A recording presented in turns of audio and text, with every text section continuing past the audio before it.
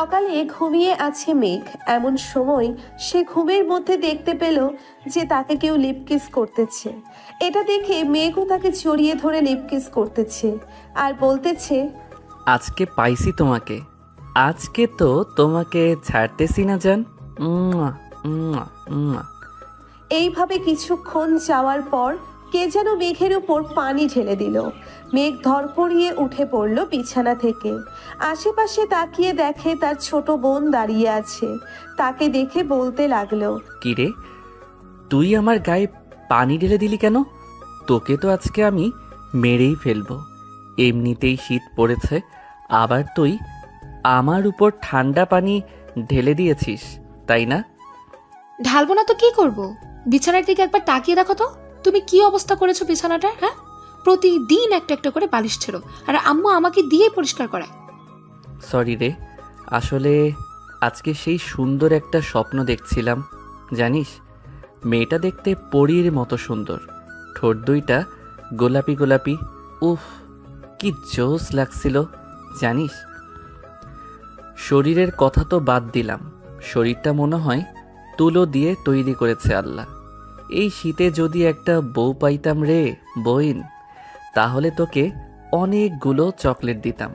কথাটা শেষ হতে না হতেই সোফিয়া বেগম বিছানার ঝাড়ু নিয়ে এসে দিল 2টা বাড়ি মেঘের পিঠে। মেঘ ব্যথায় কোকিয়ে উঠে বলতে লাগলো, আহ আম্মু, আমাকে মারলে কেন? আমি বুঝি ব্যথা পাই না? তরে মারবো না তো আর কারে মারবো? প্রত্যেকদিন তুই একটা না একটা জিনিস নষ্ট করিস। তোকে তো কোনো কিছুই কিনে দিব না এবার। ভেবেছিলাম বিয়ে দিয়ে দিব, কিন্তু তা আর দিব না। আম্মু, বিয়ে দিলে তোমার ছেলের কপালে বউ থাকবে কিনা সন্দেহ আছে। কারণ তোমার ছেলে স্বপ্নের মধ্যে যেই সব করেছে, যদি বউ পায় তাহলে তো গলার টিপে মেরে ফেলবে। তাড়াতাড়ি ফ্রেশ হয়ে কলেজে যা বলতাছি। আর মেঘলা নিচে, তোর বান্ধবী এসে বসে আছে। ফ্রেশ হয়ে তাড়াতাড়ি স্কুল যা, আমি ঘর গোছাচ্ছি। ঠিক আছে আম্মু, যাচ্ছি। মেঘ ফ্রেশ হয়ে কলেজের জন্য রেডি হয়ে চলে আসলো খাবার টেবিলে। মেঘ খেয়াল করে নাই যে মেঘলার বান্ধবী সোফায় বসে বসে টিভি দেখতেছে। মেঘ খাওয়া দাওয়া করে তার বাইক নিয়ে সোজা চলে গেল কলেজ মাঠে। এইদিকে মেঘলাও রেডি হয়ে খাওয়া দাওয়া করে তার বান্ধবীকে নিয়ে বেরিয়ে গেল স্কুলের উদ্দেশ্যে। কিছু দূর যাওয়ার পর মেঘলার বান্ধবী বলতে লাগলো, আচ্ছা মেঘলা, ওইটা কি তোর ভাই ছিল নাকি? আর বলিস না, প্রতিদিন একটা না একটা কিছু করবেই। আজকে কোলবালিশ ছিঁড়ে ফেলেছে। সে নাকি তার স্বপ্নে দেখেছে যে তাকে কোনো এক সুন্দরী মেয়ে এসে লিপকিস করছে। বাহ বাহ, সুন্দর স্বপ্ন তো দেখে তোর ভাই। তাকে বিয়ে করিয়ে দে। আর এক্ষুনি তো বিয়ে করিয়ে দেওয়ার সময়। আশেপাশের লোকেরা দেখিস না, শীতের সময় বেশি বিয়ে করে। তাকে যদি বিয়ে দেই তাহলে মনে হয় না তার বউ 1 সপ্তাহ আমাদের বাড়িতে থাকবে। আমাকে যে অত্যাচার করে, আবার তো সেটা তার বউ চুমু দিতে দিতে তাকে মেরেই ফেলবে। যাক, ভালোই হলো। আজকে মুডটা খারাপ ছিল, তোর কথা শুনে মুডটা একদম ঠিক হয়ে গেল। মেঘলা আর আফরিন চলে গেল ক্লাসে।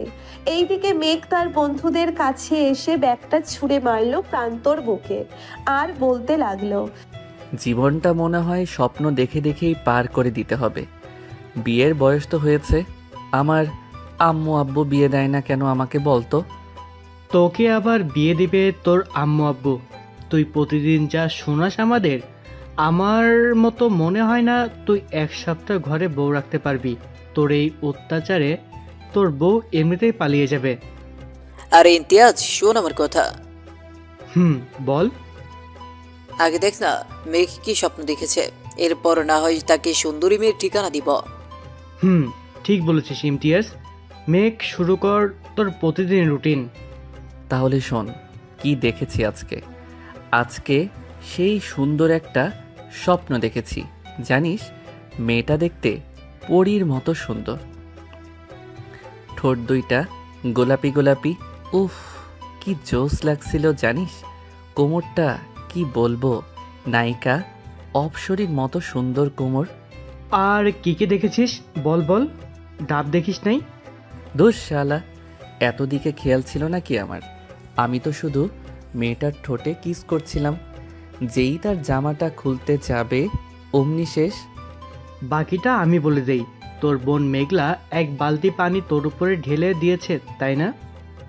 একদম ঠিক বলেছিস, কিন্তু আমার বোন যে আমার উপর পানি ঢাললো এটা তুই জানলি কি করে? স্বাভাবিক বিষয়। তুই যদি নিজেই খাওয়ার সময় আমাদের ফোন দিয়ে এটা বল দিস, তাহলে কি আমরা জানবো না? আমি ফোন দিয়েছিলাম নাকি তোদের? দিয়েছিলি। এখন তবে একটা সুন্দরী মেয়ের ঠিকানা দেই। আজকেই এই কলেজে ভর্তি হয়েছে। তুই যাকে নিয়ে প্রতিদিন সুন্দর স্বপ্ন দেখিস, এটাই হয়তো সেই মেয়ে। তাহলে দেরি করতেছিস, করেন এখনই দে, আমি তাড়াতাড়ি গিয়ে প্রপোজ করে আসি, পরে না হয় চুমু দিব লাইনে আসলে। ওই যে একটা মেয়ে দেখতেছিস না, একা দাঁড়িয়ে আছে বোরকা পরে, ওইটাই তো সুন্দরী পরী। তাড়াতাড়ি যা গিয়ে প্রপোজ করে দে, তা না হলে কিন্তু পরে দেখিস পাখি উড়াল দিবে। এখনই যাইতেছি, তোরা ভিডিও করে রাখ। ইমতিয়াজ তার ব্যাগ থেকে একটা ফুল বের করে দিল মেঘকে। এইদিকে মেঘ ফুলটা হাতে নিয়ে স্টাইল করে হাঁটতে হাঁটতে চলে গেল ওই মেয়েটার কাছে। আশেপাশে তাকিয়ে দেখে কেউ নেই, তাই মেঘ হাঁটু গেড়ে বসে প্রপোজ করতে লাগলো। আমি জানি না তুমি কোন রাজ্যের রাজকুমারী, আমি জানি না তোমার পরিচয়। আমি তোমাকে প্রতিদিন স্বপ্নে দেখি, তোমার ঠোঁটে কিস করি। তুমি কি হবে আমার রাজ্যের রাজকুমারী? তুমি কি হবে আমার মনের রাজকন্যা? আমি তোমাকে সুখে রাখবো। I love you. এটা বলে মেঘ চোখ খুলতেই দেখতে পেল একটা মহিলা বোরখা পরে দাঁড়িয়ে আছে এই জায়গায়। মহিলাটা মেঘের হাত থেকে ফুলটা নিয়ে বলতে লাগলো, আমি হব তোমার রাজ্যের রাজকুমারী। তুমি আমাকে ছেড়ে যেও না প্রিয়। আমি যে তোমার অপেক্ষা ছিলাম এতদিন। I love you too baby. Megh এটা দেখে তো দিল দৌড়। এক দৌড়ে চলে আসলো তার বন্ধুদের কাছে। মেঘ আসতেই সবাই হাসাহাসি করতে লাগলো। ইমন, তোর প্ল্যানটা তো সেই ছিল রে। মেঘের অবস্থা দেখার মতো হয়েছে। শালারা, তোদের তো আজকে আমি মেরেই ফেলবো। তোরা সব জেনে বুঝে আমার সাথে এমন করেছিস, তাই না রে? আরে শালা, ওইটা তো আমাদের ক্লাসের রিধির মা। আমি কি জানতাম ওইটা রিধির মা হবে? আমি তো দেখেছি রিধি দাঁড়িয়ে ছিল। সবাই কথা বলতেছে, এমন সময় মহিলাটা এসে পিছন থেকে মেঘকে জড়িয়ে ধরে বলল, আমাকে রেখে কোথায় যাচ্ছ আমার আশিক? প্লিজ প্লিজ এখানে দাঁড়াও আশিক। আমি যে তোমাকে খুব ভালোবাসি আশিক। আম্মু গো, আমি আর বিয়ের কথা বলবো না গো, আমাকে বাঁচাও তোমরা কেউ এসে। শালা, তুই এবার তোর রাজকুমারীকে নিয়ে বাসর কর গিয়ে। আন্টি, আপনি ওর সাথে যান, আপনাকে মানাইছে আমার বন্ধুর সাথে। আপনি যে এই বয়সে এত স্মার্ট ছেলের প্রপোজ পাবেন ভাবতেই পারি নাই। যা দুষ্টু ছেলে, আমাকে আন্টি ডাকছো কেন? আমাকে ভাবি ডাকবে ভাবি। চলো আমরা আসি, তোমাকে নিয়ে ঘুরে আসি 7 সমুদ্র তীর নদী। মহিলার কথা শুনে মেঘ তো কান্না করে দেওয়ার মতো অবস্থা। কোনো রকম তার বাইকটা স্টাডি দিয়ে ওইখান থেকে কেটে পড়লো। মেঘ আর এইদিকে হাসাহাসি করতেছে সবাই। যাক, আজকে একটু বেশি মজা পেলাম। চাচি, এই ছেলেটা একটু বউ পাগল তো, তাই আর কি আপনার সাথে এমন করেছে। কিছু মনে করবেন না, আপনাকে তার মা ভেবে এটা বলেছে। ও আচ্ছা, আমি যে ভাবছিলাম আমাকে তোমার গার্লফ্রেন্ড ভেবেছে। কালকে আমার আশিক এর জন্য আবার আসবো। এই কলেজে তোমরা কেউ কিছু বলবে না, বলে দিলাম। ঠিক আছে, কেউ কিছু বললো না, আপনি এখন যান। মহিলাটা চলে যেতেই সবাই চলে আসলো। ক্লাসে 2টো ক্লাস করে সবাই বেরিয়ে চলে আসলো মাঠে। চলুন এখন পরিচয় পর্বটা দিয়ে দেওয়া যাক। মেঘ হচ্ছে এই কলেজের টপার। সে একবার মুখে যাই বলে তাই করে দেখায়। এবার ইন্টার সেকেন্ড ইয়ারের ছাত্র সে। তার বন্ধুরাও সেম ক্লাসে পড়ে। এখন আপাতত এইটুকু থাক, বাকিটা আস্তে আস্তে জানতে পারবেন। ধন্যবাদ। চলেন দেখি। মেঘ এখন কোথায় আছে? বাইকটা নিয়ে সোজা চলে গেল কলেজের পিছনে। 2 ঘন্টা কাটতেই আবারও চলে আসলো কলেজের ভেতরে। এসে দেখে তার বন্ধুরা গাছ তলায় বসে আছে। তাদের কাছে গিয়ে জিজ্ঞেস করতে লাগলো, কিরে, মহিলাটা চলে গেছে নাকি? যাই নাই তো, তোর জন্য অপেক্ষা করতেছে, হয়তো লেকের পারে। তুই গিয়ে দেখা করে আয়। শালারা, তোরা সব জেনে বুঝে এই কাজ করেছিস, তাই না রে? তোর শালা, আমরা কি জানতাম ওইটা রীতির আম্মু হবে? আমরা জানলে তো তোকে কখনোই পাঠাইতাম না। এখন এক কাজ কর, ক্লাস তো করবি না, চল কোথাও থেকে ঘুরে আসি। ঠিক আছে, চল তাহলে যাই। সবাই সবার বাইক নিয়ে চলে গেল নদীর পাড়ে। দুপুর 1টা বাজতেছে, সূর্যটাও উঠেছে। এখন সবাই নদীর পাড়ে বসে আড্ডা দিতেছে। এমন সময় ইমন বলতে লাগলো, মেঘ, সবাই কিছু কিছু করে টাকা দে, একটা বাংলা মত নিয়ে আসি। আমি এসবে নাই। আমার আব্বু একবার জানতে পারলে আমাকে মেরেই ফেলবে। বাংলা মদ না এনে তাড়াতাড়ি আমার মনের মতো একটা মেয়ে বের কর, তাহলে এই শীতে আমার বিয়েটাও খেতে পারবি। তা তো পারবো, কিন্তু তোর মনের মতো মেয়ে খুঁজে পাবো কি করে? আমাদের একবার বল তো, তোর মনের মতো মেয়ে কিরকম হবে? আমার মনের মতো মেয়ে হবে চিকন, ঠোঁট দুটো গোলাপি গোলাপি, যাতে দেখলেই কামড় দিয়ে নিয়ে আসতে মন চায়। আর আমার থেকে একটু খাটো হলেই চলবে, দেখতে কিন্তু সুন্দরী হতে হবে। শালারা, দেখতে তো সুন্দরী হবে। তুই যা যা বলেছিস তাদের মধ্যে ছাড়া এইসব অন্য কারো মধ্যে থাকবে না, তাই না? চল, খুব ক্ষুধা লাগছে, একটা রেস্টুরেন্ট থেকে কিছু খেয়ে আসি। চল, আজকে মতিন মামার কালাভুনা দিয়ে খেয়ে আসি। শুনেছি কালাভুনাটা সেইভাবে রান্না হয়। চল। সবাই চলে গেল মতিন রহমানের দোকানে। গরুর মাংসের কালো ভুনা দিয়ে সবাই খাবার খেয়ে চলে আসলো বাড়িতে। সন্ধ্যা 7টা, সবাই বসে আছে চায়ের দোকানে। চা খাওয়া শেষ। মেঘ সবার কাছ থেকে বিদায় নিয়ে চলে আসলো বাড়িতে। রাত 9টায় খাবার টেবিলে বসে আছে মেঘ। এমন সময় তার আপু এসে টেবিলে বসতে বসতে বলতে লাগলো, কিরে মেঘ, এইসব কি শুনতেছি? তুই নাকি প্রতিদিন একটা করে বালিশ ছিঁড়ে ফেলে দিস, এটা কি সত্যি কথা নাকি? আরে না আব্বু, আমি তোমার ছেলে, আমি কি এসব করতে পারি বলো? সব মিথ্যা কথা বলতেছে আম্মু আর আপু। হয়েছে, আর কিছু বলতে হবে না। তোর স্বভাব চরিত্র আমার ভালো করেই জানা আছে। এখন যা বলি শোন, কালকে আমার অফিসে যাবি। আমি নতুন প্রজেক্টের কাজ ধরেছি, ওইটাতে আমাকে হেল্প করবি। যদি ঠিক মতো করতে পারিস তাহলে তোর বিয়ে নিয়ে চিন্তা করবো আমি। ঠিক আছে আব্বু, আমি রাজি আছি। তোমার আগেই আমি অফিসে পৌঁছে যাব। মেঘ খাওয়া দাওয়া শেষ করে তাড়াতাড়ি ঘুমিয়ে গেল। এইদিকে সাইফুল চৌধুরী মেঘলাকে উদ্দেশ্য করে বলতে লাগলো, মেঘলা আফরিন তো তোর বান্ধবী, তাই না? তাকে আমার বেশ পছন্দ হয়েছে। আমি তার বাবা মায়ের সাথে কথা বলতে চাই। আব্বু, আমরা তো মাত্র 10-এ পড়ি। এখনই যদি ভাইয়ার সাথে আফরিনের বিয়ে দিয়ে দাও, তাহলে আফরিনের স্বপ্নটা পূর্ণই হবে না। সে চায় একজন বিজনেস ওমেন হতে। তা হতে পারবে, সমস্যা নেই। মেঘের সাথে থেকে সব কিছু শিখে যাবে। পরে না হয় আমার কাছে থেকে টাকা নিয়ে নিজে একটা অফিস তৈরি করবে। সকালে আফরিন আসবে, তুমি কথা বলে নিও। আর ভাইয়া যা করে, আফরিন থাকবে নাকি থাকবে না তার শিওর নেই। বিয়ে দিয়ে দিলে তো সব ঠিক হয়ে যাবে। এখন তুই গিয়ে ঘুমা, আর আফরিনকে মেসেজ দিয়ে বলে দে যে সকাল 6টার দিকে আসার জন্য। বাকিটা তুই তো বুঝেই গেছিস কি করতে হবে। আব্বু, বুঝে গেছি, আর কিছু বলতে হবে না। এখন তাহলে যাই আমি। মেঘলা চলে গেল তার রুমে। বিছানায় শুয়ে শুয়ে তার বান্ধবীকে মেসেজ করতে লাগলো, বান্ধবী, তোর স্বপ্নটা হয়তো পূর্ণ হতে যাচ্ছে। তুই না আমার ভাইকে পছন্দ করিস। আব্বু বলেছে সকাল 6টায় এসে যা করার করতে, আর ভাইয়া যাতে না বুঝতে পারে এটা তুই করেছিস। একদম চিন্তা করিস না, তোর ভাইকে এমন টাইট দিব বাপের জন্মেও আর এমন করবে না। এখন ঘুমাই রে, সকালে উঠতে হবে। ফজরের সময় আমাকে ফোন দিস, উঠে নামাজ পড়বো। ঠিক আছে, এখন ঘুমা তাহলে তুই। আফরিন ঘুমিয়ে গেল।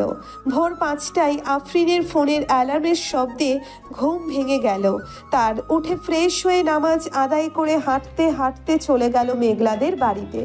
কলিং বেল দিতেই মেঘলা এসে দরজা খুলে দিল। কি রে, তাড়াতাড়ি চলে আসলি নাকি? ঘড়ির দিকে তাকিয়ে দেখ, 6:15 বাজে। আমাকে আসতে বলেছিল 6টায়। চল এখন তোর ভাইয়ের কাছে, দেখি আজকে কি স্বপ্ন দেখতেছে। চল, তাড়াতাড়ি বালিশ ছিঁড়ে ফেলার আগেই কিছু একটা করতে হবে। চল। দুইজন চলে গেল মেঘের রুমে। গিয়ে দেখে মেঘ বিড়বিড় করে কি যেন বলতেছে। চলুন শুনে আসি কি বলতেছে মেঘ। জান, এমন করো কেন? একটা লিপ কিস করো না।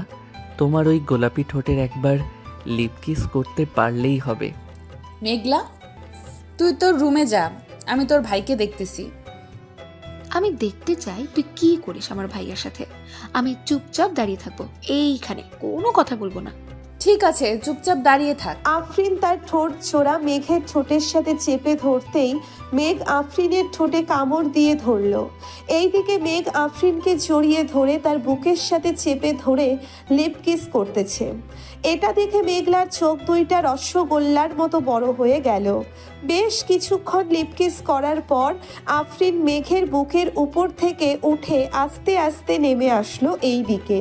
মেঘ খুশি হয়ে বলতে লাগলো, ইস, এই রকম যদি প্রতিদিন লিপ কিস করিস তাহলে তো জান আমার আর বালিশ ছিঁড়তে হতো না। এখনই চলে যাবে কিনা জান? কি হলো, কথা বলতেছো না কেন? মেঘ ঘুমের মধ্যেই এসব বলতেছে। এইদিকে আফরিন আর মেঘলা তো হাসতে হাসতে শেষ। মেঘলা, আমি এখন বাসায় যাই রে। তোর ভাইকে উঠিয়ে কাজে পাঠা। আর যা যা বলবে আমাকে সব বলবি কিন্তু।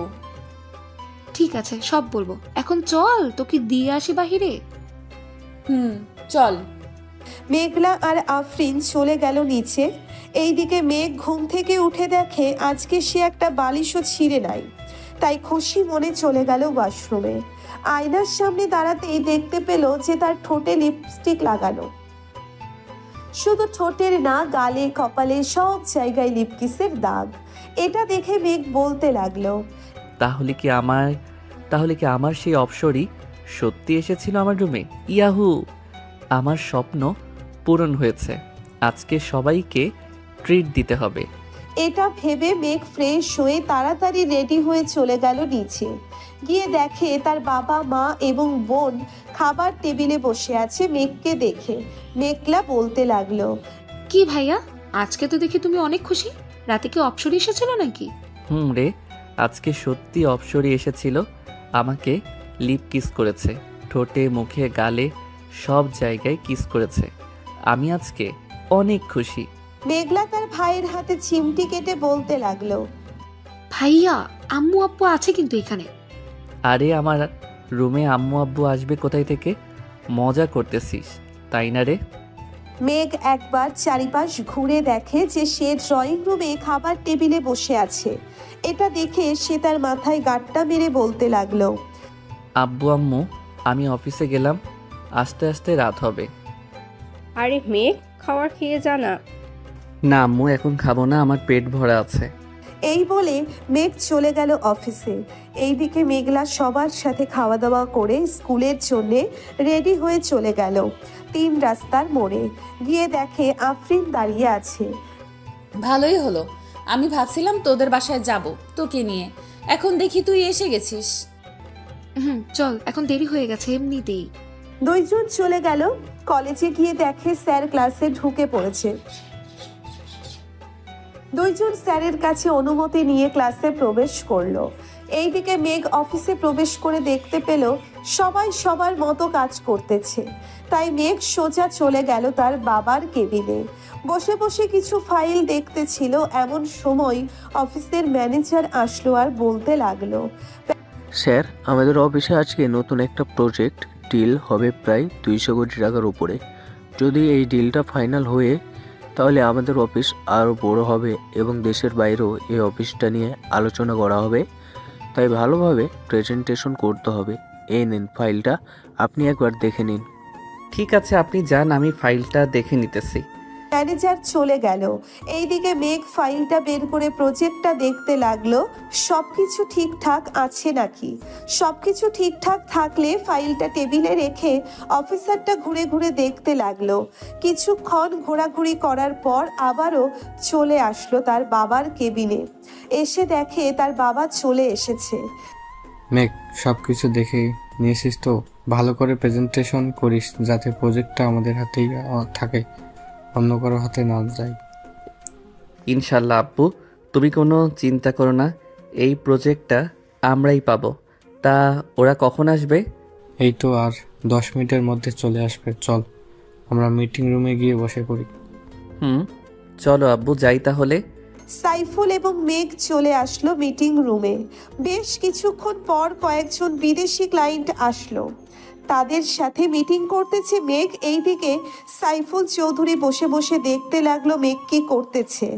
1 ঘন্টা যেতেই মিটিংটা শেষ হয়ে গেল। বিদেশি ক্লায়েন্টরা মেঘকে উদ্দেশ্য করে বলতে লাগলো, Mr. Meg Choudhury, we really like your project. We want to give you this project. Take this. There is a 100 crores taka here. We will give the remaining 100 crores taka after the work is completed. The deal is final. Deal is final. ওরা চলে গেল। এইদিকে পুরো অফিসে মিষ্টিমুখ করাতে লাগলো সাইফুল চৌধুরী, কারণ আজকে এই কর্মচারীদের কারণেই সে 200 কোটি টাকার প্রজেক্টটা পেয়েছে। আব্বু, এখন তার কাজ নেই, আমি না হয় বাড়িতে চলে যাই। বাড়িতে যাইতে হবে না, প্রজেক্টের কাজটা কিভাবে করবে তুই একটু বুঝিয়ে দিয়ে যা সবাইকে, তাহলে ওরা কাজ শুরু করে দেবে। আব্বু, আজকে কাজ করার কোনো প্রয়োজন নেই, তাদেরকে ছুটি দিয়ে দাও, কালকে থেকে কাজ না হয় শুরু হবে। ঠিক আছে, তাহলে তুই যা, আমিও তাদের সাথে একটু আলোচনা করে ছুটি দিতেছি। আর এইখানে 1 লক্ষ টাকা আছে, তোর যা ইচ্ছা কর, কিছুই বলবো না। ধন্যবাদ আব্বু তোমাকে। মেঘ তার বাইক নিয়ে চলে আসলো কলেজে। এখনো কলেজ ছুটি দেয় নাই, তাই কদম গাছের নিচে বসে আছে মেঘ। এমন সময় কালকের মহিলাটা আবার আসলো মেঘের কাছে।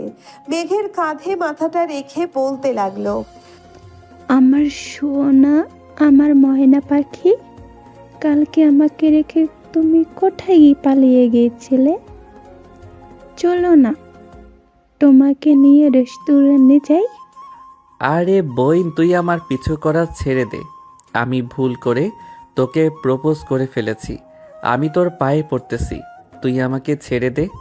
মেঘ মহিলাটার পা ধরে মাপ চাইতেছে। এটা দেখে রিধি মেঘের কাছে এসে বলতে লাগলো, আরে মেঘ, তুমি আমার মায়ের কাছে মাপ চাইতেছো কেন? আম্মু মেঘ কি কিছু করেছে তোমাকে যে সে মাপ চাইতেছে? না রে রিধি, মেয়ে একটু মাপ চাচ্ছে না। আমি আসার সময় মাঠে পড়ে গিয়েছিলাম, মেঘ আমাকে এনে এখানে বসিয়েছে আর দেখছে আমার পায়ে কিছু হয়েছে কি না। ধন্যবাদ মেঘ, আমার মাকে দেখে রাখার জন্য। আম্মু চলো বাড়িতে চলে যাই, আর হয়তো ক্লাস হবে না। তুই গাড়িটা বের কর, আমি মেঘের সাথে কথা বলে আসছি। ঠিক আছে আম্মু। রিনি চলে যেতেই মহিলাটা মেঘকে উদ্দেশ্য করে বলতে লাগলো, আমার জান পাখি, রাগ করছো? আমার ওলে রাগ করে না, ওইটা তো আমার মেয়ে। তুমি তো আমাকে ভালোবাসো, তাই না জান পাখি? তোমার মেয়েকেও একটু ভাবে ভালোবাসো। এখন যাও, আবার দেখা হবে কালকে। মহিলাটা চলে গেল। এইদিকে মেঘ রাগে সাপের মতো ফোঁসফোঁস করতেছে আর বলতেছে, শালার বন্ধু বান্ধব পাইছি, এখন তো তারাও দেখি আমাকে বাস দেয়। দিতে থাক, আমি আমার অপসরীকে পেয়ে গেছি, আজকে আমাকে কিসও করেছে, আমি এতেই খুশি। শালা, তোকে তোর অপসরে কিস করে নাই, তোকে কিস করেছে ইঁদুর। শালারা, সত্যি আজকে আমার অপসরী কিস করেছে আমাকে, তা না হলে আমি কি আর এইখানে থাকি? চল, আজকে ট্রিট দিব। আজকে আমাদের বলবি না তোর অপসরে কি করেছে তোর সাথে? বলবো তো, আগে রেস্টুরেন্টে চল, এরপর না হয় আমি সব বলবো তোকে। আজকে 2টা সুখবর আছে। তাহলে তো যেতেই হয়, তবে বিল কি তুই আমাদের হাতে ধরিয়ে দিবি নাকি আবার? না, যে আজকে আব্বু আমাকে 1 লক্ষ টাকা দিয়েছে, এই দেখ, বলেছে যা ইচ্ছা তাই করার জন্য। তোকে একটা ভালো কাজ দিই, করতে পারবি তুই? ভালো কাজ আবার করতে পারবো না কেন? বল কি করতে হবে? আমাদের এলাকায় এতিমখানা আছে, ওইখানে প্রায় সব শিশু এতিম। তুই একটা গরু কিনে আন, 60 থেকে 70 হাজার দিয়ে ভালো একটা গরু আনা যাবে। বাকি যে টাকা থাকবে ওইটা আর আমরা কিছু দিয়ে না হয় এতিম বাচ্চাদের বিরিয়ানি করে খাওয়াবো। এখন তো শীত, তাদের জন্য না হয় একটা বড় বেড বানিয়ে নিয়ে আসি। কি বলিস তোরা? তা ঠিক বলেছিস, আগে চল গরু কিনে আনি। আমরা তো সবসময় ভালো ভালো খাবার খাই, একদিন না হয় তাদেরকে খাওয়ালাম। চল তাহলে বাইকগুলো যার যার বাড়িতে রেখে আসি। বাড়িতে রাখতে হবে না, বাজারের এক সাইডে পার্কে রাখলেই চলবে। চল এখন যাই। সবাই বাইক নিয়ে চলে গেল বাজারে। বড় দেখে একটা গরু কিনে নিল 90,000 টাকা দিয়ে। গরুটা হাঁটতে হাঁটতে নিয়ে চলে আসলো মেঘদের বাসায়। গরুটা হাঁটাতে হাঁটাতে নিয়ে চলে আসলো মেঘদের বাসায়। তাদের বাড়িতে গরু দেখে তার মা বলতে লাগলো, কি যে মেঘ, তুই কি এখন গরু লালন পালন করবি নাকি? না আম্মু, এটা এতিমখানার জন্য নিয়ে এসেছি। আজকে বড় একটা প্রজেক্ট পেয়েছি আব্বু, তাই আমাকে 1 লক্ষ টাকা দিয়েছিল। ওইটা দিয়েই আর কি ভাবতেছি এতিমখানার শিশুদের বিরিয়ানি করে খাওয়াবো। ভালো করেছিস, আমি না হয় কিছু টাকা দিব নে, ওই টাকাগুলো দিয়ে না হয় বাচ্চাদের জন্য কিছু কিনে আনিস। ঠিক আছে আম্মু, আমি এখন বাজারে যাব। আজকে রাতের মধ্যেই সব কিছু রেডি করে ফেলবো। ঠিক আছে যা, আমিও কিছু খাবার দিয়ে দেই গরুটাকে। এই বলে সুফিয়া বেগম চলে গেল ঘরে। এইদিকে মেঘ তার দিকে বন্ধুদের নিয়ে চলে আসলো মাদ্রাসায়। মেঘকে দেখে হুজুর খুশি হয়ে গেল, কারণ মেঘ প্রতি মাসে বাচ্চাদের জন্য কিছু না কিছু দেয়। আসসালামু আলাইকুম হুজুর। ওয়ালাইকুম আসসালাম মেঘ, কেমন আছো? আর এই সন্ধ্যাবেলায় আসলে যে? আলহামদুলিল্লাহ ভালো আছি হুজুর। আমি এই মাদ্রাসার সকলকে বিরিয়ানি খাওয়াতে চাই, তাই একটা গরু কিনে এনেছি। এখন তো শীতকাল, তাই বাচ্চাদের জন্য জামা কাপড় আর বেডের ব্যবস্থা করতে চাচ্ছিলাম। আপনি কি বলেন? বেড তো তোমার আব্বু দিয়েছে, এখন আর কিছু লাগবে না। মাদ্রাসার সকলের এক কালার ড্রেস যদি পারো তাহলে বানিয়ে দাও, তাতেই চলবে। ঠিক আছে, কালকেই সবার মাপ নিয়ে যাবে দর্জি। এখন যাই তাহলে হুজুর। মেঘ চলে গেল বাজারে, যা যা লাগবে সব কিছু কিনে নিয়ে চলে আসলো বাসায়। এই রাতে খাওয়া দাওয়া করে রুমে বসে আছে এমন সময় মেঘলা প্রবেশ করলো মেঘের কেবিনে। মেঘলাকে দেখে মেঘ বলতে লাগলো, কিছু বলবে নাকি? ভাইয়া, অপসরের চেহারাটা দেখেছো নাকি? দেখে থাকলে বলো, আমি দেখি সেরকম মেয়ে পাই কিনা। তার মুখ তো আমি দেখি নাই, তবে আমি আন্দাজ করতে পারতেছি যে তার ডান গালে ছোট্ট একটা তিল আছে আর ঠোঁটের নিচে ছোট্ট একটা তিল আছে। ইয়াহু, তার মানে আমি পেয়ে গেছি তোমার অপসরীকে। আর চিন্তার কোনো কারণ নেই, তুমি নিশ্চিন্তে থাকতে পারো। তোমার অপসরী তোমার কাছেই আছে, সে প্রতিদিন আসবে, এটা বলে দিলাম কিন্তু। তাহলে তো ভালোই হলো। অপসরীর ঠোঁটজোড়া অনেক মিষ্টি রে, যা বলে বোঝাতে পারবো না।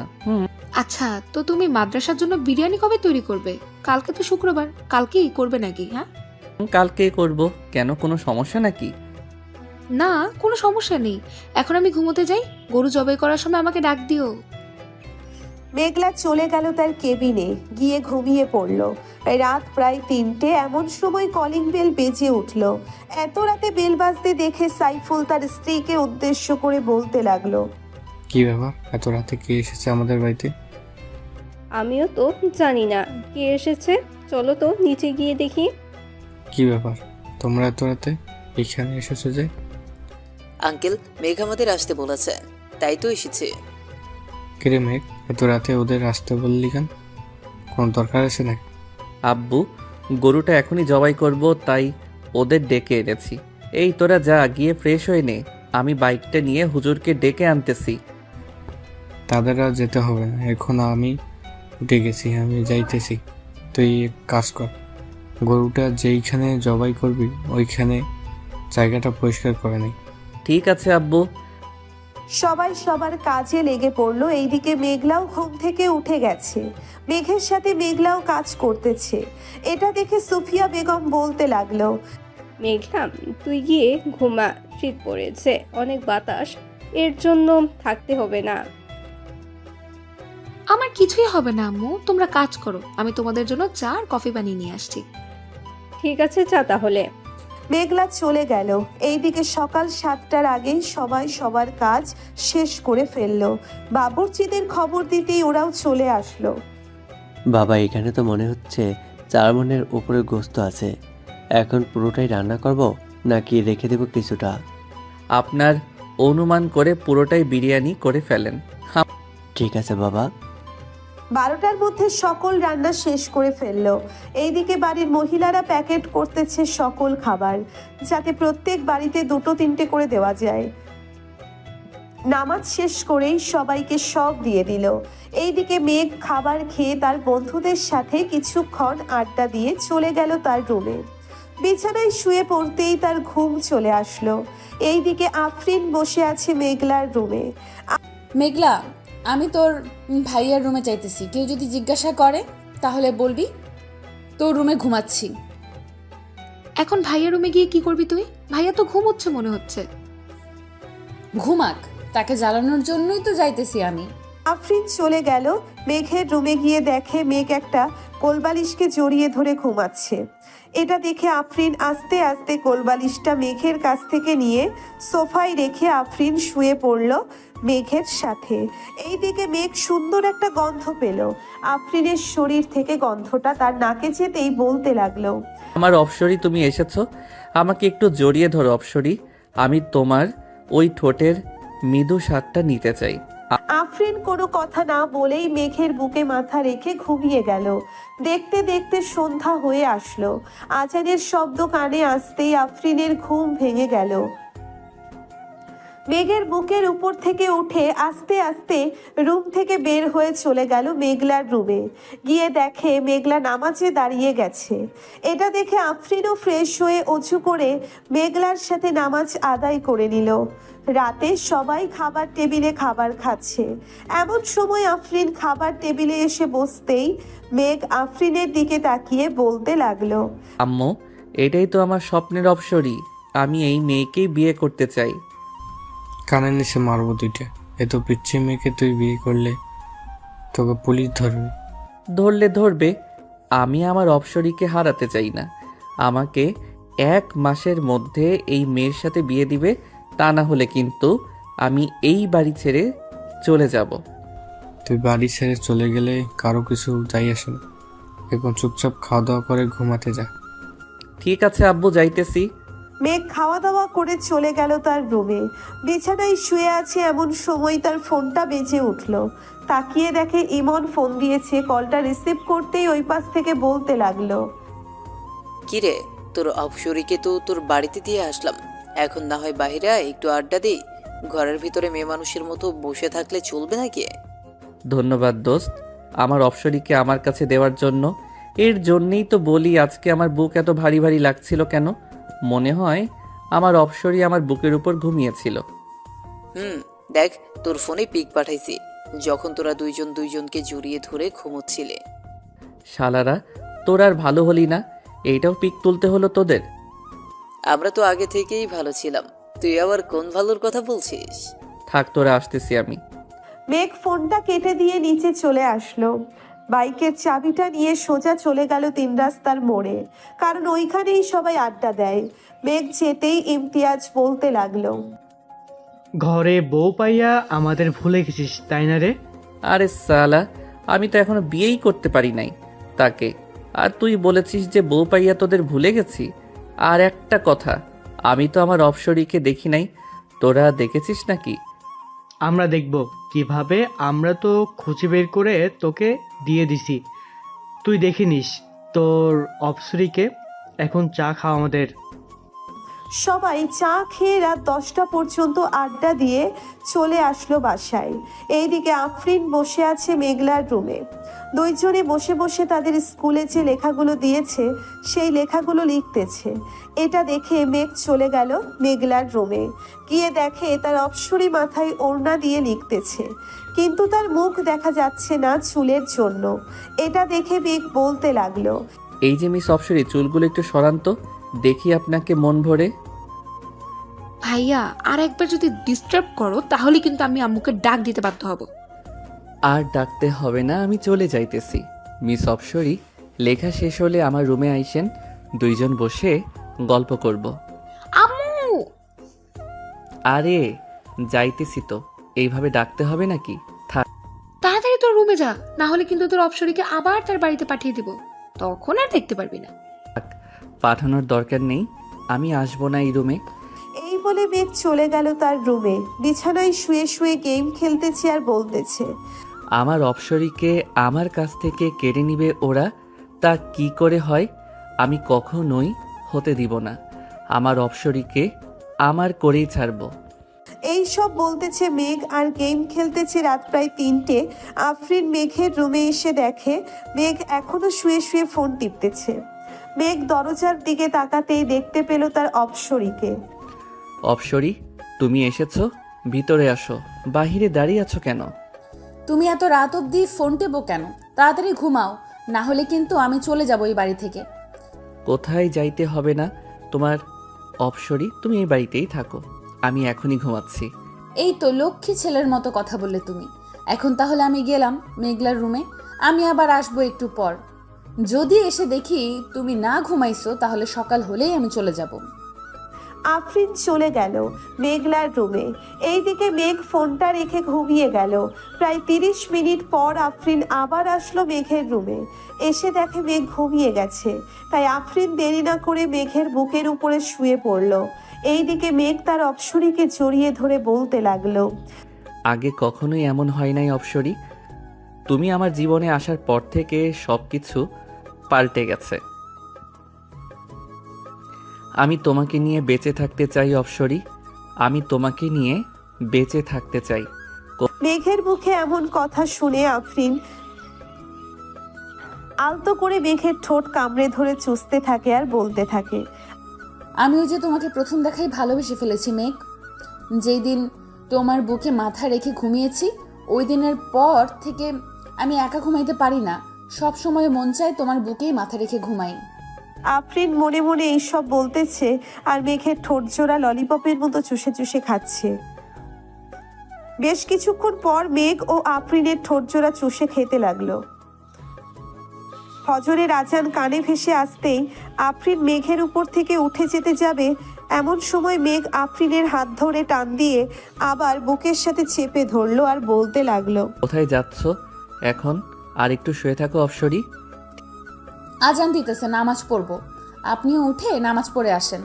ঠিক আছে যাও, আমিও যাচ্ছি। আফরিন চলে গেল মেঘলার রুমে। গিয়ে দেখে মেঘলা উঠে পড়েছে। ভাইয়ার রুমে গিয়েছিলে নাকি? তোমার ভাইয়ের রুমে গিয়েছিলাম, চলো নামাজ পড়ে নেই দুজন।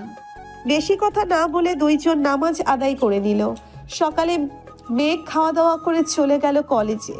গিয়ে দেখে তার বন্ধুরা আগে থেকেই বসে আছে। মেঘকে দেখে ইমন বলতে লাগলো, কি রে, কি হয়েছে? তোকে আজকে এত খুশি খুশি লাগতেছে কেন? তোর অপসরী আদর করেছে নাকি? আদর মানে? অনেক আদর করেছে আমার অপসরী আজকে আমাকে। ওর ঠোঁট দুইটা এমনভাবে খাচ্ছিলাম মনে হয় কমলার চিড়ের মতো চুষে চুষে খাচ্ছিলাম। কি রে ইমতিয়াজ, তাহলে তো আমাদেরও লাইন লাগাতে হবে। আমার বন্ধু যখন এসব বলতেছে আমাদের তো লাউস লেগে গেছে। লালুস তো লাগবেই, আমার বউ হচ্ছে সবার থেকে সুন্দরী। এই তোর বউ আবার সবার থেকে সুন্দরী? ওই দেখ আসতেছে, তাড়াতাড়ি পালা গিয়ে, তা না হলে তোকে ধরে ফেলবে। মেঘ পিছনে ফিরতেই দেখতে পেল রিধির আম্মু আসতেছে, তাই মেঘ দৌড়ে চলে গেল ওয়াশরুমে।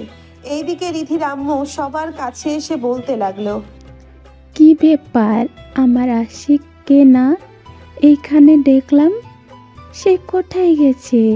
তাকে একটু ডাকে দাও, আমার আশিককে নিয়ে আমি লন্ডনে যাব ঘুরতে।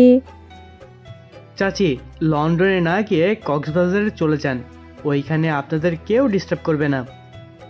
তাই টু যাবা, তোমার বন্দুককে বের করে দাও, আমার লাল মামুনিকে বের করে দাও।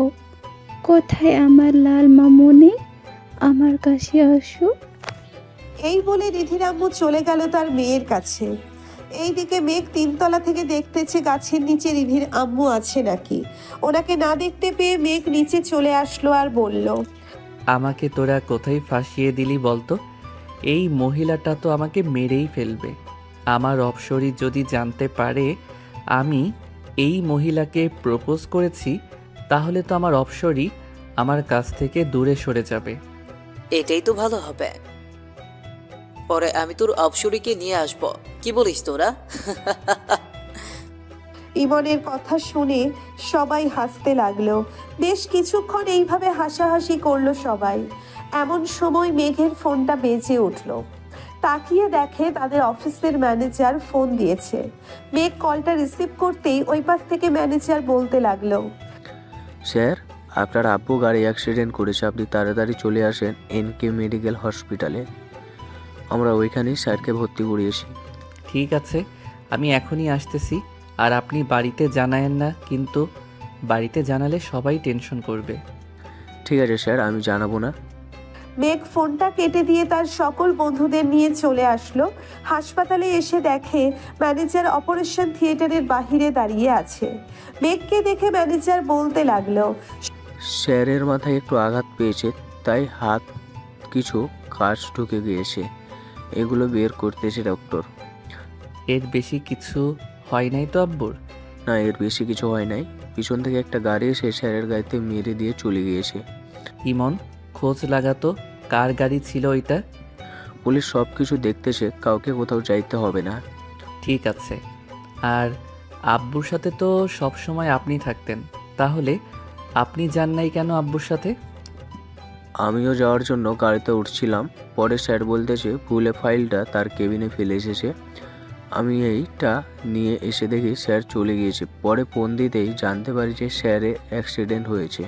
ও আচ্ছা। সবাই কথা বলতেছে এমন সময় ডাক্তার অপারেশন থিয়েটারের ভিতরে থেকে বের হয়ে বলতে লাগলো, তেমন বেশি আঘাত পায় নাই। আমরা ওনাকে ড্রেসিং করে দিয়েছি আর কিছু ওষুধ দিয়েছি, ওইগুলো খাইলেই ইনশাল্লাহ ঠিক হয়ে যাবে। আব্বুকে কি আজকেই বাড়ি নিয়ে যাইতে পারবো নাকি এইখানে রাখবেন কয়েকদিন? তেমন বেশি আঘাত পায় নাই, তাই এখানে রেখে কি করবেন? তার চেয়ে বাড়িতে নিয়ে যান, সবার সেবা যত্ন পেয়ে তাড়াতাড়ি সুস্থ হয়ে উঠবে। ঠিক আছে স্যার। ম্যানেজার আঙ্কেল, আপনি হাসপাতালের বিলটা দিয়ে অফিসে চলে যান, আর যদি কোনো কিছু দরকার হয় তাহলে আমাকে ফোন দিবেন, আমি গিয়ে সমাধান করে আসব। স্যার, আজকে একটা মিটিং ছিল, এই মিটিং তো স্যার করতে পারে নাই। আমি ওনাদেরকে জানিয়ে দিয়েছি, ওনারা বলেছে কালকে মিটিং করবে সকাল 10টায়, আপনি চলে আসেন। ঠিক আছে, এখন তাহলে আমি যাই। মেঘ তার আব্বুকে নিয়ে চলে আসলো বাড়িতে। কলিং বেল দিতেই মেঘলা এসে দরজা খুলে দিল। তার বাবার এমন অবস্থা দেখে কান্না করে দিল মেঘলা। এটা দেখে সাইফুল বলতে লাগলো, আরে মেঘলা, কান্না করছিস কেন? আমার তো কিছু হয়নি, সামান্য একটু ব্যথা পেয়েছি। তোমাকে বারণ করে সত্ত্বেও তুমি কেন অসুস্থ শরীর নিয়ে অফিসে গেছো ভাইয়া? কে বললে বুঝি ভাইয়া যাইতে পারতো না? তোমাকে বারণ করা সত্ত্বেও তুমি কেন অসুস্থ শরীর নিয়ে অফিসে গেছো ভাইয়া? কেউ বললে বুঝি ভাইয়া যেতে পারতো না? যাইতে তো পারতো, কিন্তু মিটিংটা আমার করার কথা ছিল, তাই তো তোর ভাইকে যাইতে দেয়নি। এখন তো আমি অসুস্থ, সব কিছু তোর ভাইকেই দেখতে হবে। মেঘ, আমাকে রুমে দিয়ে আয়। আব্বু চলো। মেঘ তার আব্বুকে রুমে দিয়ে আসলো। বিকাল 5টায় মেঘ চলে আসলো। অফিসে এসে দেখে সবাই এক জায়গায় দাঁড়িয়ে আছে। এটা দেখে মেঘ বলতে লাগলো, কি ব্যাপার, তোমরা এখানে দাঁড়িয়ে আছো কেন? কোনো সমস্যা হয়েছে? আমার কি? স্যার, আমাদের একজন কর্মী মারা গিয়েছে, ওনাকে আমরা বাঁচাতে পাই নাই। কিভাবে মারা গিয়েছে আর তোমরা কোথায় ছিলে সবাই? এতগুলো মানুষের মধ্যে থেকে একজন মানুষ মারা যায় কিভাবে? স্যার, আমরা আমাদের কাজ করছিলাম, পরে দেখতে পাই আব্দুল্লাহর শরীরে কারেন্টের শক লেগেছে। এটা দেখে আমরা সবাই তাকে ছাড়িয়ে অনেকক্ষণ মারার পর যখন ঠিক হচ্ছিল না, তখন আমরা তাকে হাসপাতালে নিয়ে যাই। ওইখানে ডাক্তার বলেছে রোগী মৃত। এখন ওনার পরিবার চলবে কি করে? আমাদের অফিসে কেন আছে? আমরা তার পরিবার চালাবো। তার বাড়িতে কে কে আছে কেউ জানলে আমাকে বলো। স্যার, ওনার বাড়িতে একটা ছেলে আছে, 18 বছরের মতো হবে। আর ওনার লাশ কি করব আমরা এখন? কিছু করতে হবে না, তার লাশ আমি নিয়ে যাব তাদের বাড়িতে। তোমরা সবাই আবার কাজ শুরু করো। আমি আব্বুর সাথে কথা বলতেছি, দেখি আব্বু কি বলে। ঠিক আছে স্যার, আপনি কথা বলেন, আমরা কাজ করি তাহলে। সবাই কাজ করতেছে। মেঘ তার বাবার সাথে কথা বলে ব্যাংক থেকে 3 লক্ষ টাকা তুলে নিয়ে চলে গেল ওই লোকটার বাড়িতে। লোকটার পুরো পরিবার কান্না করতেছে। এটা দেখে মেঘের চোখেও পানি চলে আসলো। টাকাগুলো লোকটার স্ত্রীর হাতে দিয়ে তাকে বলতে লাগলো, এইটা আমাদের অফিসের কার্ড। আপনার ছেলেকে কালকে অফিসে পাঠাবেন, ওর চাকরি হয়ে যাবে। ঠিক আছে স্যার, আর এই টাকাগুলো নিয়ে যান, আমাদের টাকা লাগবে না, আপনার বাবা আমাদেরকে অনেক কিছু দিয়েছে।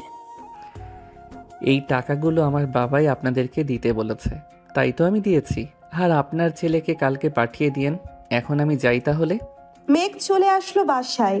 রাতে খাওয়া দাওয়া করে বসে আছে, এমন সময় আফরিন তার পাশে বসলো। আফরিনকে দেখে হা হয়ে গেল মেঘ।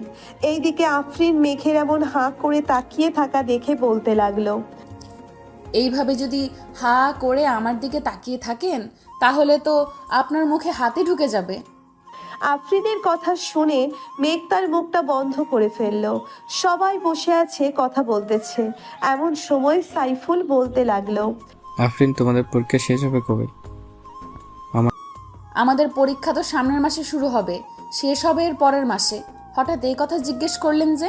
আমার ছেলের অবস্থা তো দিন দিন খারাপ হয়ে যাচ্ছে, তাই তোমাদের পরীক্ষার পর 2 পরিবার মিলে বিয়ে দিয়ে দেবো।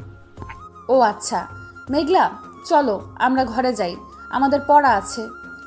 চলো। মেঘ, আমি তো অফিসে যাইতে পারবো না। এখন থেকে তোকে অফিস দেখাশোনা করতে হবে।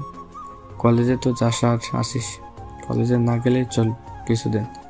আমি সুস্থ হলে এরপর না হয় কলেজ যাস।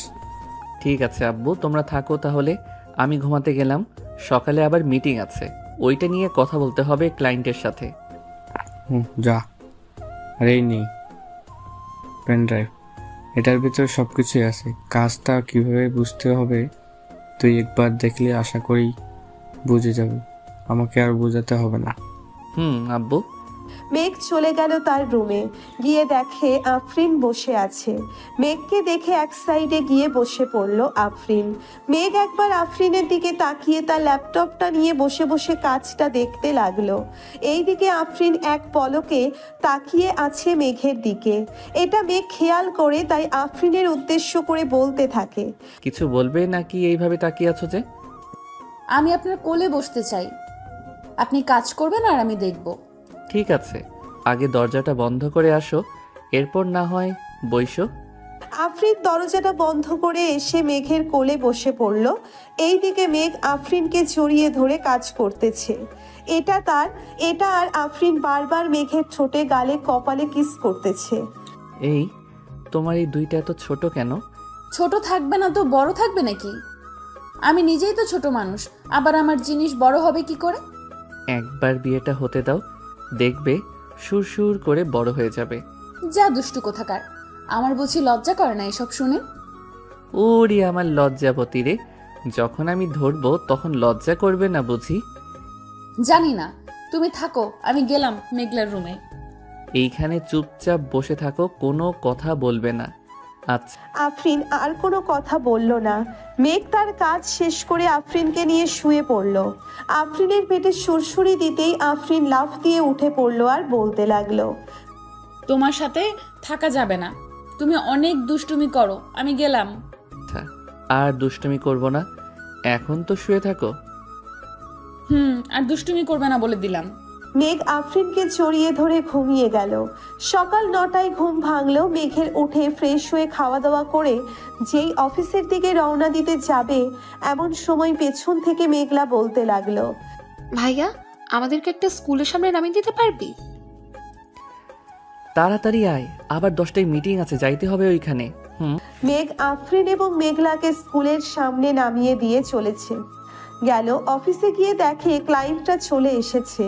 মেঘ তার পেন ড্রাইভটা বের করে বোঝাতে লাগলো প্রজেক্টটা কিভাবে কি করতে হবে।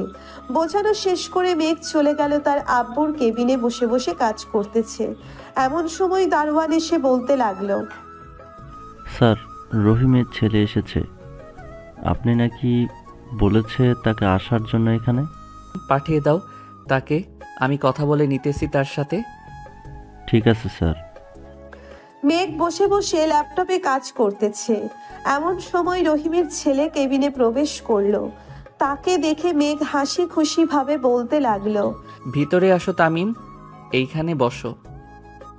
স্যার, আমাকে একটা কাজ দিবেন বলেছিলেন, তাই এসেছিলাম। আব্বু তো আর নেই, এখন তো পরিবারটা আমাকেই দেখতে হবে। হুম, তা তো দেখতেই হবে তামিম, তুমি কোনো চিন্তা করো না। যখন যা লাগবে আমাকে বা আব্বুকে বলবে, তাহলে দিয়ে দিবে আব্বু। এই অফিসটা তৈরির সময় থেকে তোমার আব্বু কাজ করে এসেছে, এখন আল্লাহ তাকে নিয়ে গেছে। দোয়া করি তাকে জান্নাতবাসী করুক, আমিন। তা তুমি এইসব কাজ পারো তো? স্যার, পারি। আব্বু আমাকে সব কিছু শিখিয়ে দিয়েছে। আগে মাঝে মধ্যে আসতাম আব্বুর খাবার নিয়ে, তখন একটু আধটু শিখেছে। তাহলে আজ থেকে তোমার আব্বু যে মেশিনগুলো চালাইতো ওইগুলো তুমি চালাবে এখন থেকে। ঠিক আছে স্যার, তাহলে আমি আজ থেকেই কাজে লেগে পড়ি। আচ্ছা যাও তাহলে, আর সাবধানে কাজ করবে কিন্তু। তুমি একা একা কিছু করতে যেও না, এইখানে অনেক লোক আছে, ওদের ডাক দিবে। ঠিক আছে স্যার। তামিম চলে গেল তার কাজে। এইদিকে মেঘ তার কাজ শেষ করে চলে আসলো। বাসায় এসে দেখে আফরিনের আম্মু আব্বু এসে বসে আছে। তাদের দেখে মেঘ সালাম দিল। আসসালামু আলাইকুম, কেমন আছেন? ওয়ালাইকুম আসসালাম, আলহামদুলিল্লাহ ভালো আছি। তুমি কেমন আছো মেঘ? আমিও আলহামদুলিল্লাহ ভালো আছি। আপনারা বসেন, আমি ফ্রেশ হয়ে আসতেছি। মেঘ চলে গেল তার রুমে। ফ্রেশ হয়ে চলে আসলো, নিচে এসে দেখে সবাই বসে আছে। মেঘও তাদের সাথে বসে পড়ল।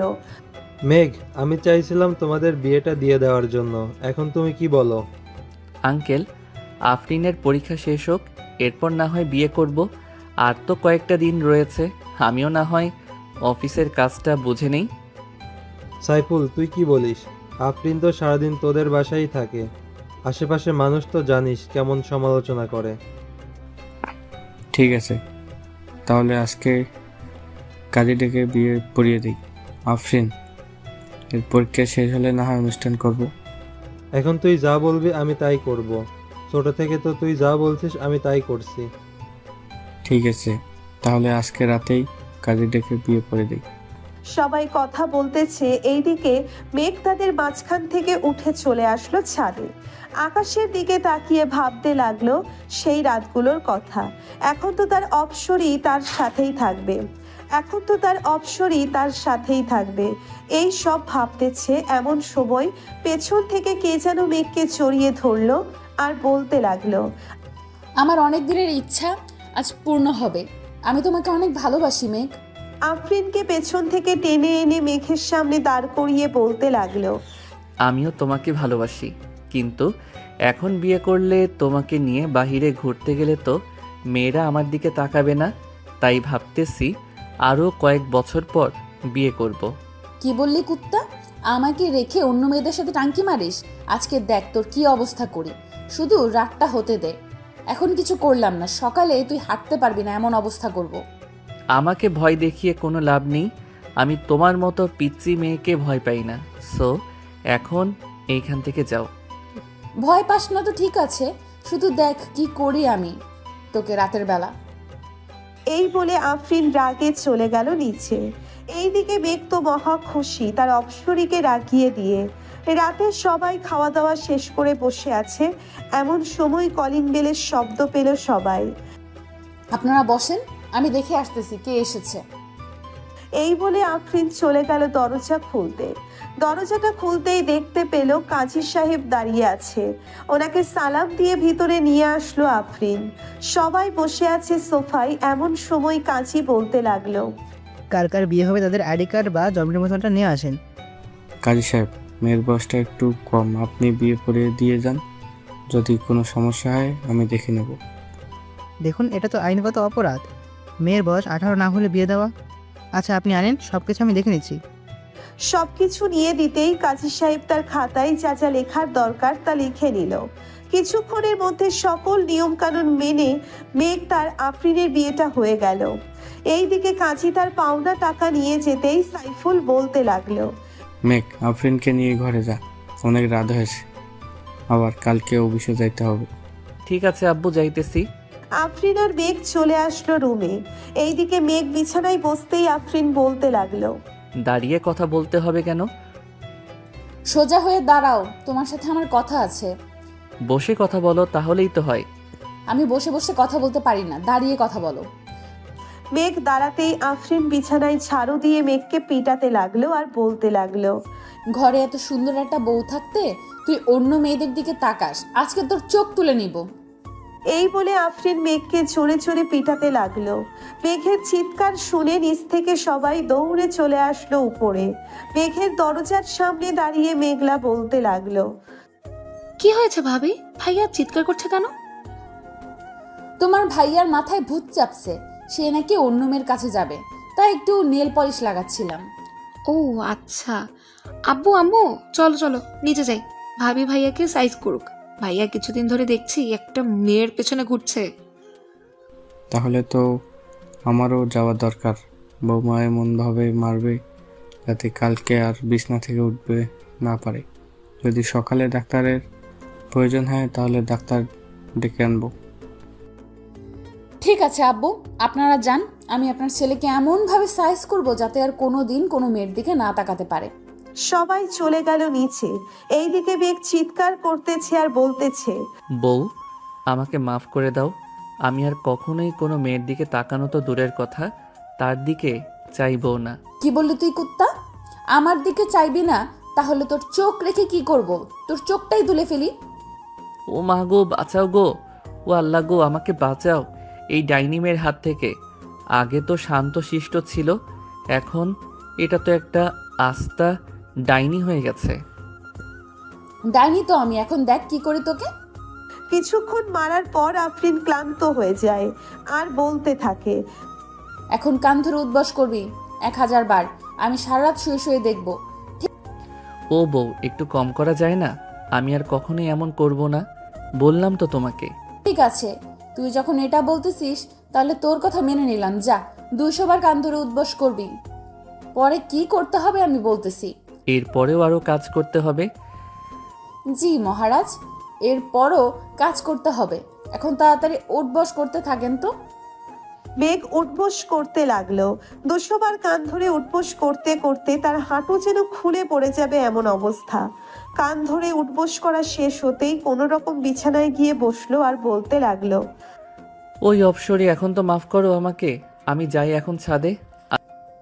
কোথাও যাইতে হবে না, এখানে চুপচাপ বসেন, আমি নিচ থেকে আপনার জন্য খাবার নিয়ে আসতেছি। এতক্ষণ মারার পর হয়তো আপনার পেটের খাবার হজম হয়ে গেছে, আবার তো কান ধরে উদ্বাস করেছেন, এতে তো আরো বেশি। এই বলে আফরিন চলে গেল। নিচে গিয়ে দেখে মেঘলা একলা একলা মুভি দেখতেছে আর চিপস খাচ্ছে। মেঘলাকে দেখে আফরিন বলতে লাগলো, কি ব্যাপার, তুমি এখনো জেগে আছো যে? ঘুমাবে না নাকি? ঘুমাবো তো, মুভিটা শেষ হলেই ঘুমোতে চলে যাব। তার আগে আমাকে একটা কথা বলো, ভাইয়ের কি অবস্থা? সকালে কি অ্যাম্বুলেন্স আনতে হবে? না না, এমনিতেই ঠিক হয়ে যাবে। এখন খাবার খাওয়াবো আর একটু পর আদর করব, তাহলেই দেখবে সকালে তোমার ভাইকে না আমাকে হসপিটালে নিতে হবে। আপনি কি কম আছেন নাকি ভাইয়ের থেকে? আপনিও দেখিয়ে দিবেন আপনার শরীরেরও পাওয়ার আছে। কিরে, তুই আমাকে আপনি করে বলতেছিস কেন? আমি না তোর বেস্ট ফ্রেন্ড, তুই করে বলবি? তুই কি আর আমার বেস্ট ফ্রেন্ড আছিস? এখন তো আমার ভাবি হয়ে গেছিস, সেই হিসেবে তুই আমার বড়, আমি তোকে আপনি করেই বলবো। দিব কানের নিচে একটা। চল খাবার গরম করে আনি, তোরও হয়তো ক্ষুধা লেগেছে। এখন তো রাত বড়, মনে হয় যেমন 2-3 দিন চলে গেছে। আমারও এমনই মনে হয়। আচ্ছা চলো খাবার গরম করে ভাইয়াকে দিয়ে আসি। দুইজন চলে গেল রান্নাঘরে। খাবার গরম করে মেঘলার জন্য কিছু রেখে বাকিটা নিয়ে চলে গেল মেঘের রুমে। গিয়ে দেখে মেঘ নিজের পা ধরে কান্না করতেছে আর বলতেছে, আল্লাহ গো, আমার কপালটা বুঝি পুড়ে গেল গো। এইটা কি বউ দিলা আমার কপালে। এখন তো আমাকে যখন তখন মারবে, আমি কিছুই করতে পারবো না। একদম ঠিক ধরেছ, আমি তোমাকে যখন তখন মারবো, কিন্তু তুমি আমার কিছুই করতে পারবে না। আমাকে যেমন মারবে তেমন আমিও তোমাকে মারবো। পরে বসে বসে শুধু কান্না করা ছাড়া আর কোনো উপায় নেই তোমার। এই দেখো, আমি এক চুমুকি 1 গ্লাস দুধ খেয়ে নিতে পারি। সো এখন বুঝে নাও আমার শরীরে কত শক্তি আছে। বুঝে গেছি, তোমার শরীরে অনেক শক্তি আছে। এখন আমাকে খাবার দাও, খুব ক্ষুধা লাগছে। মেঘ খাওয়া দাওয়া করে বিছানায় শুয়ে পড়ল। এইদিকে আফরিন থালা বাসনগুলো নিচে রেখে চলে গেল। ওপরে গিয়ে দেখে মেঘ বিছানায় চিৎপটাং শুয়ে আছে। এটা দেখে আফরিন আবার হাতে ঝাড়ু নিতেই মেঘ বিছানা থেকে লাফ দিয়ে সোফায় এসে বসে পড়ল আর বলতে লাগলো, সরি, আর কখনোই বিছানায় শুয়ে থাকবো না। তুমি একাই বিছানায় শুয়ে থাকো। আমি বিছানায় শুয়ে তো থাকবো, কিন্তু আমাকে বাবু গিফট তো করবে তুমি। তাড়াতাড়ি আসো, তা না হলে আবার কিন্তু শুরু করব তোমার উপর অত্যাচার। কিন্তু আমি তোমাকে বাবু গিফট করব কিভাবে? আমি তো এই সবের কিছুই বুঝি না। কি বললি তুই কুত্তা? আসিতেছি। মেঘ বিছানায় যেতেই আফরিন মেঘের ঠোঁট জোড়া তার দখল করে নিয়ে যেইভাবে পারছে ওইভাবেই চুষে চুষে খাচ্ছে। এইদিকে মেঘও কম কিসের, আফরিনের 2টা আপেলের মতো টিপতে থাকে আর ঠোঁট চুষতে থাকে। এইদিকে আফরিন ব্যথায় কোকিয়ে উঠে বলতে লাগলো, কি করতেছো? আস্তে টেপো, ব্যথা পাই তো। ব্যথা তো পাবেই, ছোট ছোট আপেলের মতো জিনিস তোমার ভালোভাবে ধরতেও পারি না। এটাই অনেক আমার জন্য। এখন যদি তোমার আরো বড় লাগে তাহলে বড় করে নাও, বাধা দিছে কে? এইদিকে মেঘ আফরিনের ঠোঁট চুষতেছে আর আস্তে আস্তে হাত দিয়ে আফরিনের জামা খুলতেছে। বেশ কিছুক্ষণ ঠোঁট চষার পর আফরিনের শরীরে চুমু খেতে লাগলো। এইদিকে আফরিন কেঁপে কেঁপে উঠতেছে। বেশ কিছুক্ষণ পর মেঘ তার মেডেল স্টাম্পটা আফরিনের মেইন জায়গায় ঠেকিয়ে দিল। এদিকে আফরিনের চিৎকার দিয়েই অজ্ঞান হয়ে গেল। মাগো, মরে গেলাম গো। এইদিকে মেঘ আফরিনকে ডাকতেছে, কিন্তু আফরিনের কোনো সাড়া শব্দ নেই। তাই মেঘ টেবিলের উপর থেকে পানির গ্লাসটা নিয়ে আফরিনের মুখে পানি ছিটিয়ে দিতেই আফরিনের জ্ঞান ফিরে আসলো আর বলতে লাগলো, এই কুত্তা, এইভাবে কেউ করে নাকি? আমি তো মরেই যেতাম আর একটুর জন্য। এটা তো কিছুই না, এখন দেখবে কি যে করি। এই বলেই মেঘ আফরিনের সাথে T20 খেলতে লাগলো। কয়েক ঘন্টা খেলার পর মেঘ আফরিনের বুকের উপর শুয়ে পড়লো আর বলতে লাগলো, সরি জান, আমি বুঝতে পারি নাই তুমি যে প্রথমে এত ব্যথা পাবে। আর সরি বলতে হবে না, এখন ওঠো। পুরো বিছানা তো ব্লিডিংয়ে ভরে গেছে, তাড়াতাড়ি পানিতে ভিজিয়ে রাখতে হবে। মেঘ আফরিনের উপর থেকে উঠে চলে গেল ওয়াশরুমে। ফ্রেশ হয়ে বাহিরে এসে দেখে আফরিন এখনো শুয়ে আছে বিছানায়। এটা দেখে মেঘ বলতে লাগলো, কি ব্যাপার, উঠবে না নাকি? এখনো যে বিছানায় শুয়ে আছো। অনেক ব্যথা করতেছে, উঠবো কি করে? তুমি এমন ভাবে করেছো যে থাকার বললাম না। আচ্ছা, আমি কিছু একটা করতেছি। এই বলে মেঘ চলে গেল মেঘলার রুমের সামনে। চুপি চুপি মেঘলার রুমে ঢুকে ফোনে লাইট লাগিয়ে দেখতে লাগলো ট্যাবলেটের বক্সটা কোথায়। এইদিকে মেঘলা তো ঘুমাই নাই, এক চোখ মেলে দেখতে লাগলো কে এসেছে। মেঘকে দেখে বুঝে গেল মেঘলা কিছু একটা হয়েছে, তাই মেঘকে উদ্দেশ্য করে মেঘলা বলল, ভাইয়া, কি খুঁজছো আমার রুমে? মেঘলার গলার স্বর শুনে মেঘ চমকে গেল আর বলতে লাগলো, কই কিছু না তো, এমনি এসেছিলাম। কি হয়েছে বলো আমাকে। না মানে তোর বান্ধবী। হয়েছে, আর কিচ্ছু বলতে হবে না। তুমি এই রুমে ঘুমাও, আমি দেখছি। ঠিক আছে যা, আর যদি দরকার হয় ডাক দিস আমাকে। ঠিক আছে। মেঘলা গিয়ে দেখে আফরিন বিছানায় শুয়ে আছে চুপ করে। আফরিনের কাছে গিয়ে শরীরে হাত দিয়ে দেখতে লাগলো জ্বর এসেছে কিনা। এইদিকে আফরিন মেঘলাকে দেখে বলতে লাগলো, কি ব্যাপার, তুই এত রাতে এইখানে? কি হয়েছে আমাকে বল, আমি দেখছি। অনেক ব্যথা করতেছে রে, তাই তোর ভাইকে পাঠিয়েছিলাম ব্যথার ট্যাবলেট আনতে। এখন তোর ভাইয়া তো আসলো না। পিরিয়ড হয়েছে নাকি?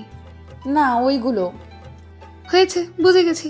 আর কিচ্ছু বলতে হবে না, একটু ওয়েট কর, আমি আনছি এক্ষুনি। মেঘলা চলে গেল তার রুমে, একটা ব্যথার ট্যাবলেট তার ভাইয়ের হাতে ধরিয়ে দিয়ে বলতে লাগলো, এই নাও, এটা ভাবিকে খাইয়ে দাও, তাহলে ব্যথা কমে যাবে। ঠিক আছে, তুই ঘুমা তাহলে। মেঘ চলে গেল তার রুমে। আফরিনকে ঔষধটা খাইয়ে দিয়ে শুয়ে পড়লো তার পাশে। সকাল 10টায় মেঘ ঘুম থেকে উঠে চলে আসলো নিচে, এসে দেখে সবাই বসে আছে আর কি নিয়ে যেন আলোচনা করতেছে। মেঘকে দেখে তার বাবা বলতে লাগলো, মেঘ, ওরা হচ্ছে আমার বিজনেস পার্টনার, বাইরের দেশ থেকে এসেছে। এখন এদের সাথে একটু মিটিং করতেছি, তুইও বসে শুন। ঠিক আছে আব্বু। মেঘও বসে শুনতে লাগলো। মিটিং শেষ হতেই সবাই চলে গেল। এইদিকে মেঘ খাওয়া দাওয়া করে চলে আসলো অফিসে। দেখতে দেখতে কেটে গেল 2 মাস। সন্ধ্যা 7টায় মেঘ অফিস থেকে বাড়ি ফিরতেই আফরিন বলতে লাগলো, মেঘ, অনেক দিন তো হলো বাইরে গিয়ে ফুচকা খাওয়া হয় না, চলো বাইরে গিয়ে ফুচকা খেয়ে আসি। আচ্ছা, তুমি আর মেঘলা রেডি হয়ে নাও, আমি এখনই আসতেছি ফ্রেশ হয়ে। ঠিক আছে। মেঘ চলে গেল ফ্রেশ হতে। ফ্রেশ হয়ে নিচে আসতেই দেখতে পেল 2 জন কালো বোরখা পরে বসে আছে সোফায়। 2 জনকেই পুরোই অপসরী লাগতেছে। মেঘ তাদের 2 জনের কিছুক্ষণ প্রশংসা করে নিয়ে চলে আসলো বাহিরে। যেই গাড়িতে উঠতে যাবে এমন সময় আফরিন বলল, এখন আর গাড়ি নিতে হবে না, আজকে না হয় আমরা রিক্সা দিয়ে যাই। ঠিক আছে, চলো তাহলে। মেঘ একটা রিক্সা ডেকে 3 জন চলে আসলো আর পার্কে।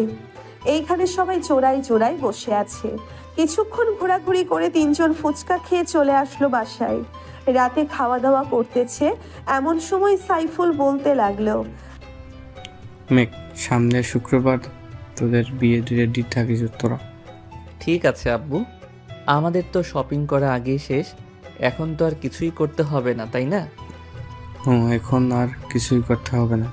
কালকে অফিসে গিয়ে একটি ডিল ফাইনাল করে আসিস তো। কয়েক মাস আগে যে আমরা 200 কোটি টাকার ডিল ফাইনাল করেছিলাম, ওরা এসেছে। এবার আরও ভালো মানের কালেকশনগুলো দেখাবে।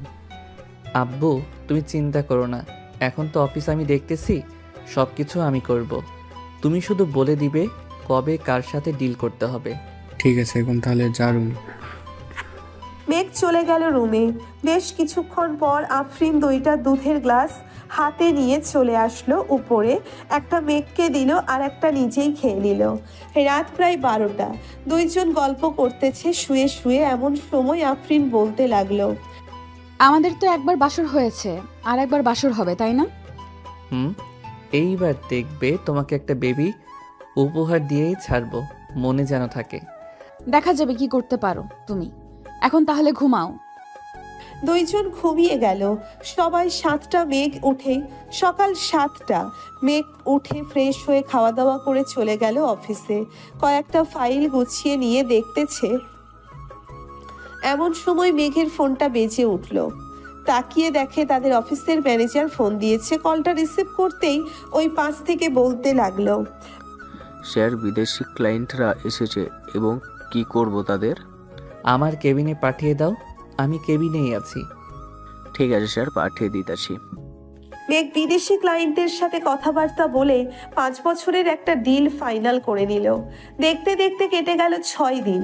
2 বাড়িতে বিয়ের আয়োজন, মানুষ ভর্তি 2 বাড়িতেই। মেঘের হলুদ সন্ধ্যা শেষ হতেই মেঘদের বাড়ি দেখে কয়েকজন চলে গেল আফরিনদের বাড়িতে। ওইখানে হলুদ সন্ধ্যা শেষ হয়ে গেল। রাত পেরিয়ে সকাল হতেই বিয়ের আয়োজন, রান্নাবান্নার দিকে খেয়াল রাখতেছে আফরিনের চাচা। দুপুর 12টায় মেঘ রেডি হয়ে বসে আছে। তার বন্ধুদের অপেক্ষায় কখন আসবে তারা। কিছুক্ষণ পর সবাই চলে আসলো। মেঘকে দাঁড়িয়ে থাকতে দেখে বলতে লাগলো, কিরে, এইখানে দাঁড়িয়ে আছিস কেন? চল বিয়ে বাড়িতে যাই, সবাই তো চলে গেছে। বিয়ে বাড়িতে তো যাব, নামাজটা আগে পড়ে আসি চলো। আফরিনদের বাড়ি তো কাছেই, 5 মিনিট সময় লাগবে যাইতে। নামাজ পড়ে আইসা এরপর যাইতে পারবো। সবাই চলে গেল মসজিদে। নামাজ আদায় করে চলে আসলো বাসায়। মেঘের সকল বন্ধু বান্ধব বসে আছে গাড়িতে। মেঘ যেতেই ইমন বলতে লাগলো, সবাই শোন, এবার কিন্তু মামাকে প্রোটেকশন দেওয়া যাবে না। এটা নিয়ে মামার কিন্তু দ্বিতীয়বার বাসর হবে। এখন সবাই ঠিক করে নেই কি দেওয়া যায়। আরে এটা রাতে দেওয়া যাবে, এক্ষুনি এত তাড়াহুড়ো করছিস কেন? আগে বিয়েটা খেয়ে নেই, এরপর না হয় দেওয়া যাবে। শালা বিয়ে করে একটা। সবাই হাসাহাসি করতে করতে চলে আসলো বিয়ে বাড়িতে। গেট ধরে দাঁড়িয়ে আছে মেঘের সকল শালীরা। এইদিকে 2 তলার বারান্দায় আফরিন মেঘকে নামিয়ে গেটের সামনে আসতেই আফরিন লেজার লাইট দিয়ে বুঝিয়ে দিল যাতে কোনো মেয়েদের দিকে না তাকায়। মেঘও তাকালো না। খাওয়া দাওয়া শেষ করে আগের সকল নিয়ম মেনে আফরিনকে নিয়ে চলে আসলো বাসায়। দুজন এর আগে বিয়ে করিয়ে দিয়েছে, তাই আর কাজই ডাকে নাই। রাতে সবাই বসে আছে ছাদে। এমন সময় আফরিন আসলো আর বলতে লাগলো, তোমার তো আমাদের গিফট দাও নাই, তোমরা তো আমাদের গিফট দাও নাই, আমাদের গিফট দাও। ভাবি এটা কিন্তু ঠিক না, আপনি আয়েশা গিফট চাইতেছেন, আমরা কিন্তু দিব না। ঠিক আছে, তাহলে তোমাদের গিফট তোমাদের কাছে রাখো, আমার জামাইকে দিয়ে দাও। রাত তো 1টা বাজে, বাসর তো করতে হবে তাই না? এই বলে আফরিন মেঘকে টানতে টানতে নিয়ে চলে আসলো বাসর ঘরে। দরজাটা লাগিয়ে দিয়ে দুইজন অজু করে 2 রাকাত নফল নামাজ পড়ে নিল। আফরিন নামাজ আদায় করে খাটের উপরে বসে আছে।